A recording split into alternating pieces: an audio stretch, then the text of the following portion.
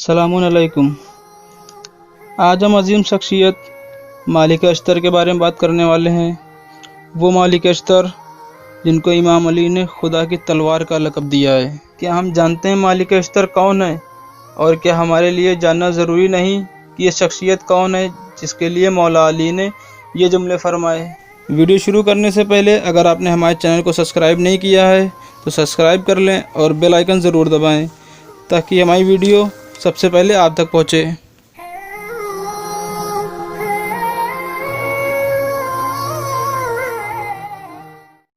मालिक अश्तर तारीख़ इस्लाम का एक मारूफ शख्सियत नाम है। मालिक अश्तर का पूरा नाम मालिक बिन हारिस था और उनका लक़ब अश्तर था। मालिक अश्तर की विलादत यमन में हुई और शहादत मिस्र में माविया के हाथों जहर से हुई। इमाम अली के सहाबियों में इनका नाम सर फ़हरिस्त आता है। मालिक अश्तर की समान उम्री। मालिक बिन हारिस जो मालिक अश्तर इमाम अली के असहाब और आपके लश्कर के कमांडरों में से थे।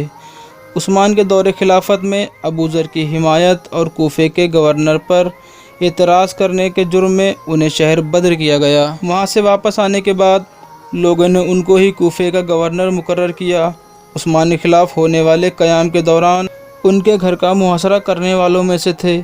इस वजह से माविया के कारिंदों ने उन पर उस्मान के कत्ल में मुलव्वस होने का इल्ज़ाम लगाया।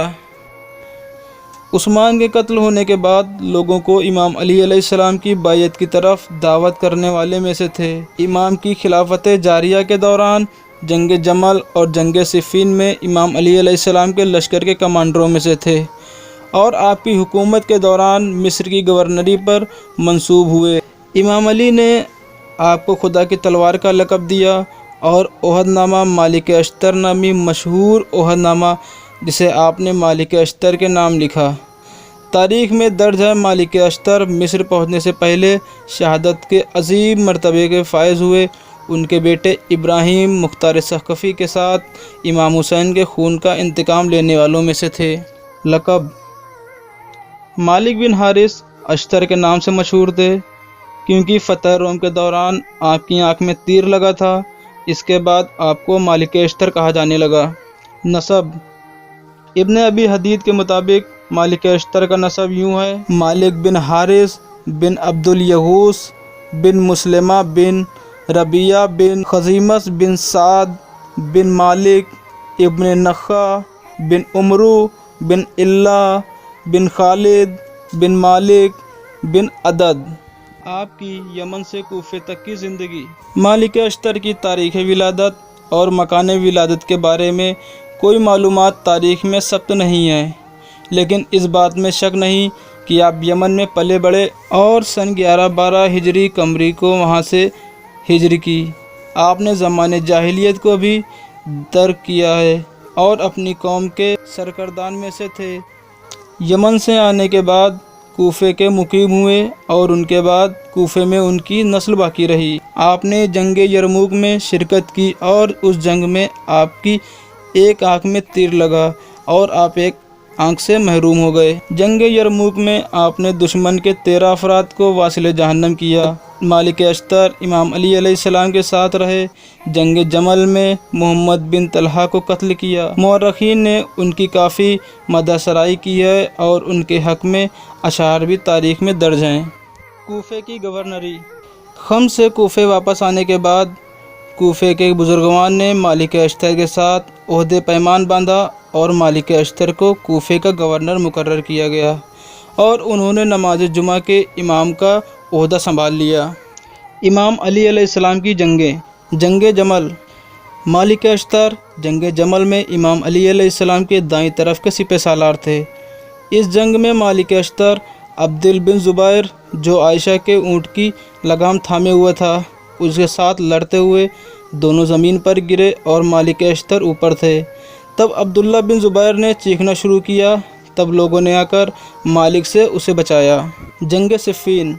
मालिक अश्तर जंग सिफ़ीन में हज़रत अली अलैहिस्सलाम के लश्कर के सिपह सालार थे और जब माविया के लश्कर को चीरते हुए माविया के आखिरी ठिकाने पर हमलावर हुए, उस वक्त जब माविया को अपनी शिकस्त और इमाम अली अलैहिस्सलाम की कामयाबी के आसार नुमाया दिखाई देने लगे, تو اس نے امام علی علیہ السلام کے سادہ لو سپاہی کو فریب دینے کی خاطر قرآن کو نیزوں پر اٹھا لیا اور قرآن کی حاکمیت کی طرف دعوت دی۔ امام علی علیہ السلام کے سپاہیوں میں سے 20,000 سپاہی امام کے گرد جمع ہوئے اور آپ علیہ السلام سے مالک اشتر کو واپس بلانے کی درخواست کی اور نہ ماننے کی صورت میں امام علی علیہ السلام کو قتل کرنے کی دھمکی دی۔ امام علی علیہ السلام نے ان کو معاویہ اور عمرو آس کے فریب کاریوں سے باخبر کرایا اور کچھ لمحوں کی مہلت مانگی برائی اور فتنے کو جڑ سے اکھاڑ پھینکنے کے لیے، لیکن انہوں نے امام علی علیہ السلام کی بات نہیں مانی اور مالک اشتر کو واپس بلانے پر اصرار کرنے لگے۔ یوں امام علی علیہ السلام نے مجبور ہو کر مالک اشتر کو بلا لیا۔ واپس آنے کے بعد آپ نے مخالفین سے مذاکرات کیا اور ان کی سرزنش کی، ایک دوسرے سے لڑنے لگے، یہاں تک کہ امام علی علیہ السلام نے ٹوکا۔ مالک اشتر ان لوگوں کے خلاف ہوتے ہوئے بھی حضرت علی کے کہنے پر خاموش ہو گئے اور ان کی پیروی کی۔ مصر کی طرف مسافرت اور آپ کی شہادت۔ مالک اشتر جنگ صفین سے واپس آنے کے بعد جزیرہ میں رہ رہے تھے، لیکن چونکہ اس وقت مصر کی گورنری محمد بن ابی بکر کر رہا تھا، وہاں کے حالات نہایتی پرشوب تھے، اس لیے امیر المومنین نے مالک اشتر کو مصر کی گورنری پر منصوب کیا۔ جب معاویہ کو اس بات کی خبر ملی تو وہ سمجھ گیا اگر مالک اشتر مصر پہنچ گئے تو مصر پر قبضہ کرنا بہت مشکل ہو جائے گا، لہٰذا اس نے ایک شخص کو مامور کیا جس نے مالک اشتر کو کھانے پر بلایا اور اس نے کھانے میں زہر ملا دیا۔ اس طرح مالک اشتر دار فانی سے کوچ کر گئے۔ مالک اشتر کے نام امام علی علیہ السلام کا حکم نامہ۔ امام علی علیہ السلام نے جب مالک اشتر کو گورنری پر منصوب فرمایا تو ان کے نام ایک خط تحریر فرمایا۔ انشاءاللہ ہم اگلی ویڈیو میں آپ کو پورا خط سنائیں گے۔